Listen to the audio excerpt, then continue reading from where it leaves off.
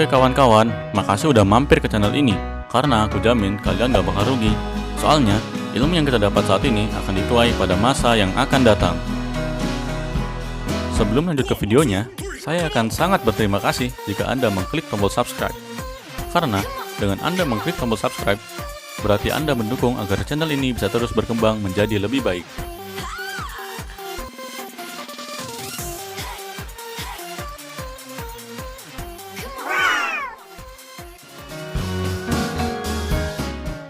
Di episode ini, saya akan membahas mengenai pendidikan yang ada di dunia dan di Indonesia.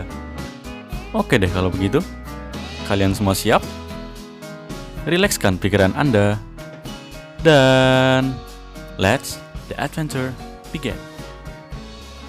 Mulai petualangannya.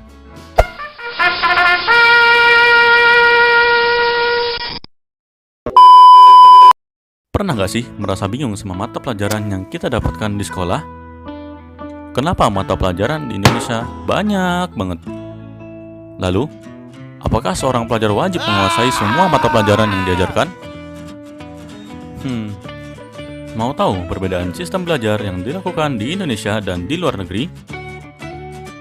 Open the books.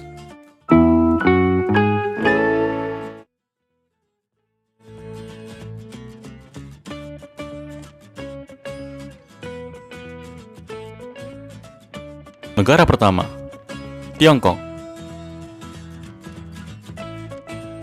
Sebagai negara yang sangat maju di kawasan Asia, Tiongkok menerapkan kebijakan pendidikannya dengan penuh pertimbangan. Pasti tahu kan negara Tiongkok yang luas negaranya sebesar 9,597 juta kilometer dengan total populasi sebanyak 1,4 miliar jiwa. Kebayangkan betapa besar tanggung jawab pemerintahnya? Tapi, bagaimana dengan sistem pendidikan di negara ini? Secara umum, jenjang pendidikan di Cina sama dengan yang ada di Indonesia, dari PAUD, SD, SMP, dan SMA. Kurikulum wajib di Cina meliputi bahasa Mandarin, matematika, PJOK, musik, menggambar, serta IPA dan IPS yang diikuti dengan praktek. Pada jenjang SD, siswa diwajibkan untuk mempelajari 10 mapel utama. Sedangkan, pada jenjang SMP, siswa memiliki 13 mapel wajib. Namun, pada jenjang SMA, siswa tidak diberikan mapel wajib. Karena di Cina, ada suatu sistem yang menyesuaikan mapel dengan keinginan siswa. Nah, untuk info lebih lanjut, kalian bisa cari di Google ya. Lalu, bagaimana pembagian waktu belajar di sekolah? Biasanya, Tiongkok memulai tahun ajarannya di bulan September dan akan berakhir pada Juli tahun berikutnya. Semua siswa khususnya di SMP dan SMA akan belajar dari pagi pukul 7.30 dan berakhir pada pukul 17. Dengan menghabiskan banyak waktu di sekolah, pihak sekolah mengurangi atau bahkan meniadakan PR. Hebat bukan? Eits, tunggu dulu. Ini masih bukan apa-apa. Ayo berpindah ke negara yang jauh dari negara kita.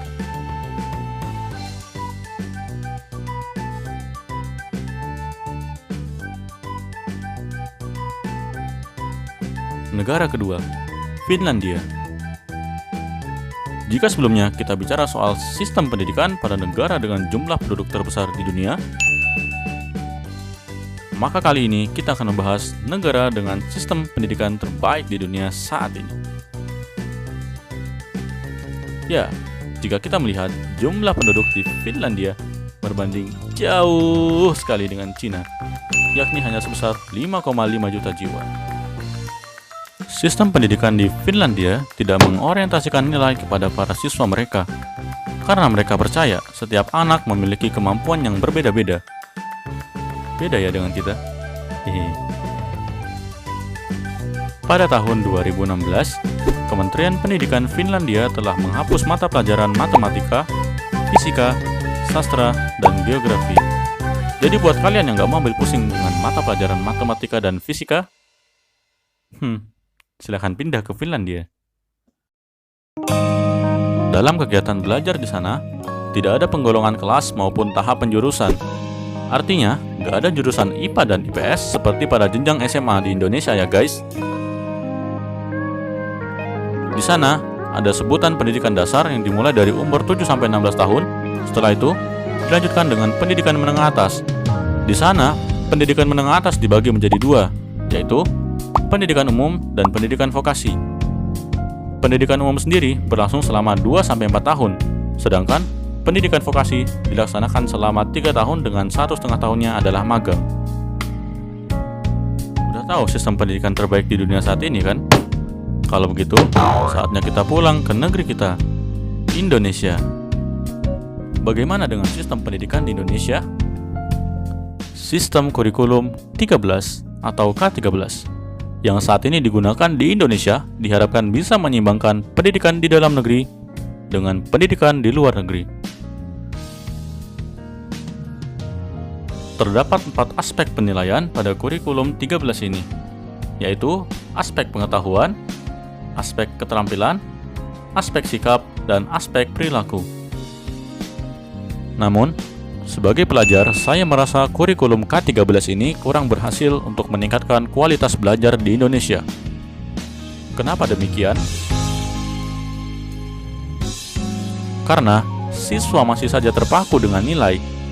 Dampak positif dari hal tersebut adalah mampu meningkatkan semangat belajar siswa. Namun, dampak negatifnya jauh lebih besar. Bagaimana jika siswa yang tidak pandai pada mata pelajaran tertentu diharuskan memperoleh nilai yang tinggi, sedangkan dia tahu bahwa dirinya tidak mampu?